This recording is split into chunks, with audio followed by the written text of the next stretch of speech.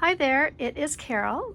Today I'm going to show you how to do your second entry in your Cook Grow Journal. So here's my cover. I haven't finished decorating the cover of it yet. Still thinking of ideas and trying to get some inspiration. Here of course is our first journal entry that we did on my first page. And I'm saving this for something else. And I think what I'll do is actually use this page right here. So I have to get another piece of paper that I'm eventually going to glue on top like this. But for now, I'm just going to get this all ready. So we are going to be writing our name or printing our name in using leaves and petals and sticks and other things found in nature. So the very first thing I'm going to do is I'm going to print my name on this piece of paper. I could also print my initials if I wanted to, but I'm going to go ahead and do my name. And I'm thinking to myself, my name is Carol. I've got C-A-R-O-L-E. I have 6 letters that I've got to put across here. So I've got to really plan ahead a little bit to make sure that I have enough space to do my whole name. And if you like, you can get help from somebody that may be better at helping you put your name on your piece of paper, or you can just try to do it on your own and see what happens. So you could also do this, of course, on a piece of white paper like I've done here, but I just thought this would look absolutely gorgeous with a piece of background paper that had some print on it. So first thing I'm going to do is I'm going to print my name. So I'm going to go ahead and do that. I could also do it in all uppercase letters, upper and lowercase letters. I could mix it all up. Have some fun with it. So C A R O L and a silent E at the end. So there we go. Next thing I'm going to do is I'm going to decide on what kind of petals and leaves I want to use. I'm going to give you some examples.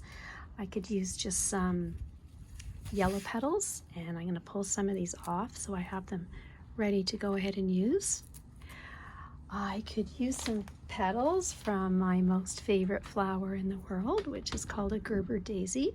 So I'm going to go ahead and pull off some of these. And of course, I'm a pink girl, so I love the fuchsia. I'm going to take a whole bunch of those. I am also going to just take some leaves, this beautiful big green leaf.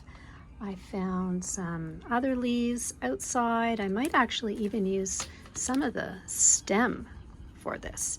So let me show you what I'm going to do. So I need to put some glue either on the letters or right on top of the petals. So sometimes it's actually a little easier to take your glue, and I just put some glue on a napkin, and that way it's easy. I can just dip this in here when I need to use it. So I'm going to take some glue, and I'm actually going to put it on the letter C. I'm going to very carefully paint the glue all the way around. And then of course I could be creative and I could use different colored petals to do my letter C, or I could just use one. But I think for the C, I'm actually going to just stick to this yellow, and I'm just going to carefully glue all these beautiful yellow petals, and kind of deciding if I want them all to go the same direction or if it doesn't matter what direction they go. But I think I like the way it looks if they all are going the same direction, just like this. And there we go. So I'm not going to finish the letter C. I just wanted to give you an idea. But I had a fun idea for the letter O. So I thought I would take a nice big leaf like this, and I would very gently fold it in half. Careful not to, I wouldn't be able to use a really old leaf or it would break. And what I'm going to do is I'm going to go ahead and I'm going to cut out the center of the O. Let's see what we've got. That is oh so cool. And I'm actually going to glue that right over my O. I even like still having the nice point of the leaf. Only this time I think what I'll do is I think I'll put the glue right on the leaf, because I think it'll be a little harder to estimate where I need to put the glue on the piece of paper, since it's not really going over right on top of the O that I drew.